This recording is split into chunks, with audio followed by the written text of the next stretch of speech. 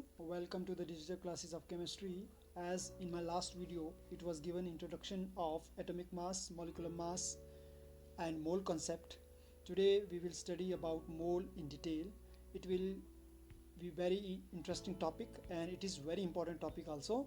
So I am appealing to you all, please watch this video with full concentration and with full conscious mind. But before that, as usual, let's start with a positive mindset. Dear students, as you can see, success occurs when your dreams get bigger than your excuses. Yes, it's true.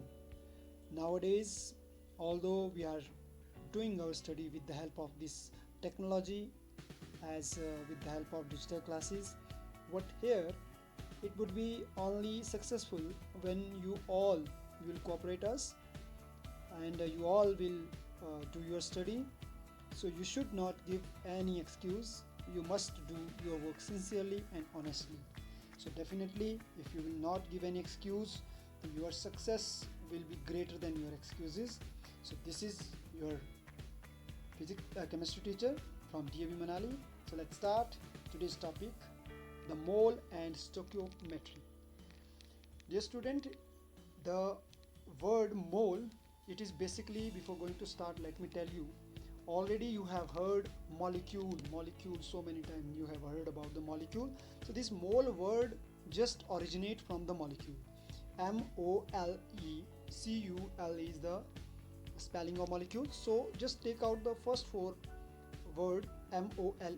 This mole come from molecule. And what is the meaning of stoichiometry? When there is all the atoms are in the proper ratio, then it is called stoichiometry. Okay, already we have done in balancing. So quantitative study of substances and their relationship to each other in chemical reaction is known as mole. Again, the quantitative study of substances and their relationship to each other in a chemical reaction is called mole. Or simply it will say, so we are studying about the math of chemistry. Okay, so let's see how mathematics we will study in the chemistry. So the mole is similar. It is like a if we need to relate the mole from the daily life. So dear students, you are going so many times to buy banana in fruit shop. So whenever you are buying banana, you are asking, give me 1 dozen of banana. And in 1 dozen, the shopkeeper is giving you 12 banana. It means that 1 dozen is equal to 12 in number. Similar way, 1 mole is equal to 602 billion trillion things. 602 billion trillion things. It means that 602 20 times 0. So when it will convert into scientific notation, already we have done. It will be written as 6.02 into 10 raised power 23 in scientific notation. So this value is 1 mole. Okay, how it calculated in last video I have told you. If you haven't got, so again please see. So why the 1 mole is equal to Avogadro number, and why it is 6.02 in 10 raised power 23. So whenever we are studying about science, so we should keep WH family in our mind. What, why, where, when, how. So why 1 mole is called Avogadro number? 6.02 into 10 raised power 23 is called Avogadro number because in Amedeo Avogadro, he is the most famous chemist at that time. So he abbreviated mole as a MOL, mole. Okay, it is the unit of mole, and he took out relationship about the how to calculate how many numbers of atom is there. It was also given in the last video. So mole concept is what? A mole is equal to the three things. It is particles, gram, volume at STP.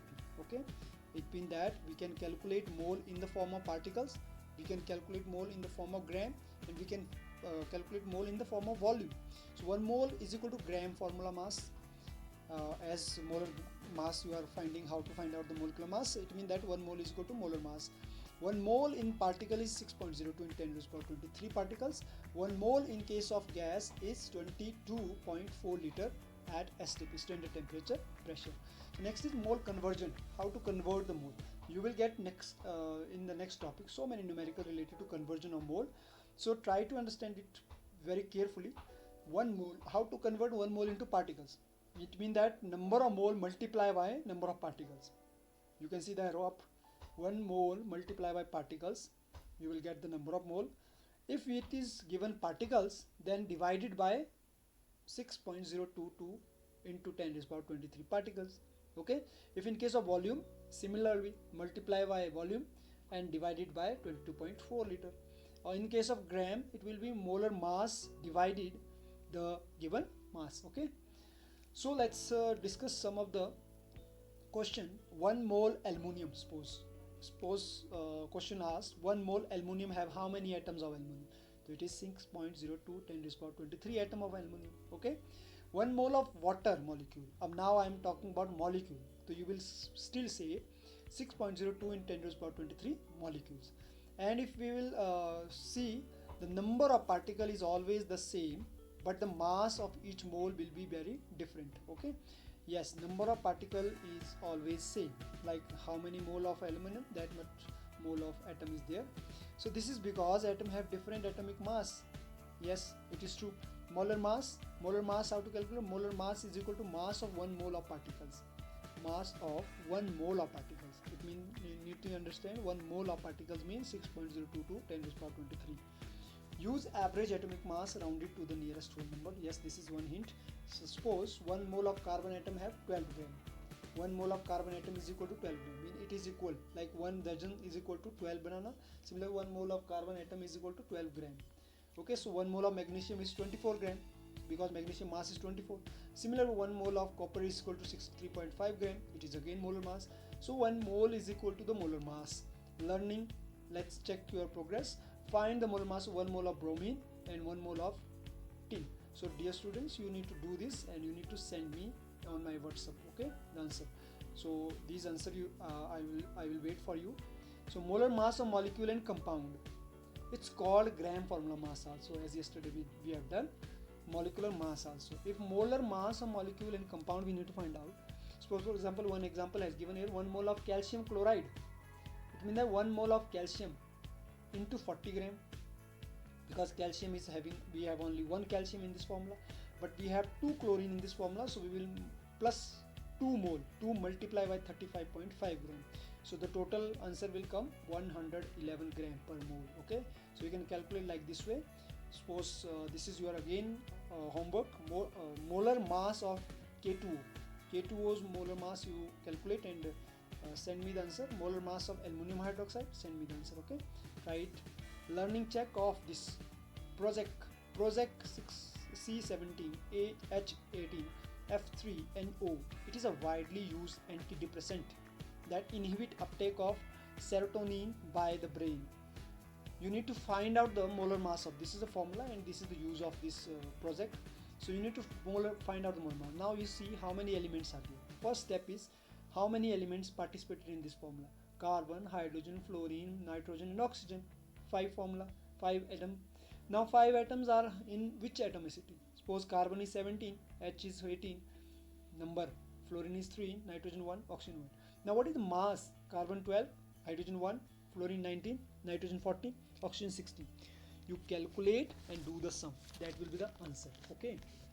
Yesterday I told you, you cannot do this kind of question more related to mole if you don't know the atomic mass. So dear students, once again, yesterday I told you to just learn the atomic mass from 1 to 20. After that you can be able to calculate it. So calculation with molar mass, moles is equal to given mass for gram formula mass. This formula is very important. Only you can do with the help of this formula. You can calculate mole with the help of this formula. It is given mass upon gram formula mass. Next, how to converting moles and grams. Like aluminium is often used for the structure of lightweight bicycle frames. You know very well. How many grams of aluminium are in 3 mole of aluminium? So very simple. How many grams of aluminium are there in 3 mole of aluminium? 3 multiply by mass of aluminium. This is the answer. So you need to calculate 1 mole of aluminium is 27, suppose. So 3 multiply by 27 is, yes, 81 gram of aluminium. Very simple. 3 mole multiply by 27 gram per mole. That is the mass of that aluminium. So if you have 30 gram of carbon dioxide, so how many moles do you have? Just calculate it at home. do it practice. If you have 6 moles of magnesium bromide, how many grams do you have? It will be simple, very simple. This is same, 1 carbon multiply by 12, 2 oxygen multiply by 16. So whatever answer will come, you need to calculate this with the gram. So let's check the learning. The artificial sweetener, which is called aspartame, it is a neutral sweets, artificial sweets, which have formula C14H18N2O5, which is used to sweeten diet food, coffee, and soft drinks, etc. How many moles of aspartame are present in 2 to 5 gram of aspartame? So you need to calculate it. How? First, the formula, all the elements in formula, CHNO is in the formula. How many numbers and what are the grams? You can calculate it same way. So now let's discuss in the particle. This was the molar mass. In the molar mass form, in the form of mass, we are calculating mole. Now second, in the form of particles, how to calculate the mole. In the form of particle, when questions are coming to convert the mole, so you need to keep this thing in your mind. 1 mole is equal to 6.02 10 raised to 23 particles. It means that in 1 mole, this much particles are there. So we need to calculate it. Okay.